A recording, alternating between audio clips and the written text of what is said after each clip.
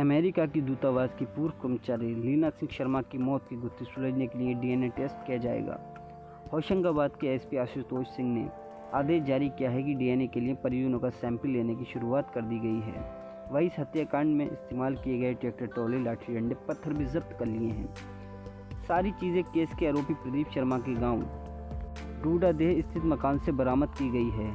Police जाँच कर रही है। जानकारी के मुताबिक दिल्ली से लापता लीना का शव मध्य प्रदेश के होशंगाबाद के सतपुड़ा के जंगल से बरामद हुआ है। वह अपनी पैतृक ज़मीन का सीमांकन कराने के लिए 28 अप्रैल को दिल्ली से भोपाल गई थी। एक दिन पहले सहेली के पास रहने के बाद वह अपने घर के लिए रवाना हो गई, लेकिन उनका मोबाइल स्विच ऑफ हो गया था। इसके बाद इस हत्याकांड का खुलासा था कि लीना दिल्ली के बसंत कुंज इलाके में रहती थी। वह मध्य प्रदेश के सुहागापुर की रहने वाली थी।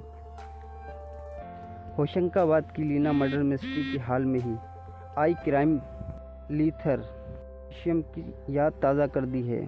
ठीक दृश्यम फिल्म की तरह भी इस तरह कातिलों ने राज को छुपाया।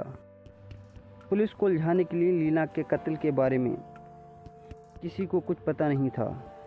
लीना के कत्ल के बाद उसका मोबाइल एक पैसेंजर ट्रेन में फेंक दिया था ताकि फ़ोन की लोकेशन पुलिस को चकरा दे, लेकिन इत्तेफाक से ये फ़ोन मोबाइल पुलिस के मौके से बरामद वारदात से करीब 30 किलोमीटर दूर एक लड़के के पास मिल गया। कत्ल की गुत्थी उलझती चली गई। शायद यही रील और रियल लाइफ का फ़र्क है।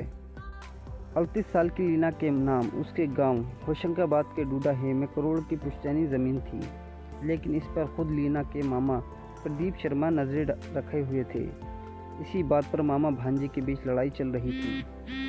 कत्ल से पहले लीना खुद दिल्ली से चलकर वह भोपाल गई थी। भोपाल से 29 अप्रैल को अपनी ज़मीन का सीमांकन कराने पुश्तैनी गांव डूडाहा, लेकिन यहाँ दिन उसकी आखिरी दिन साबित हुआ। वह अभी सीमांकन कराने पहुंची ही थी। मामा ने फिर आड़े आ गए।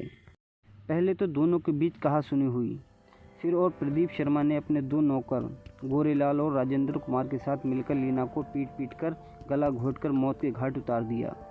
लेकिन कत्ल की ये वारदात जितने ठंडे दिमाग से अंजाम दी गई, इसके बाद पुलिस को उलझाने की साजिश उतने ही शातिराना तरीके से की गई।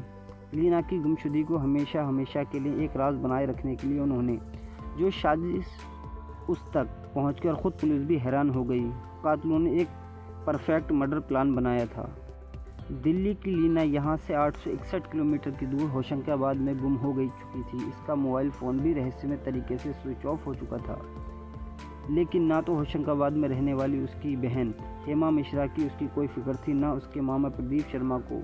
दोनों में से किसी की लीना की गुमशुदगी की शिकायत करने पुलिस के पास कोई नहीं पहुंचा। लेकिन भोपाल में बैठे लीना के दोस्तों ने उसे ढूंढने की कोशिश की। फेसबुक पर मुहिम की शुरुआत की तो घर वाले हरकत में आए।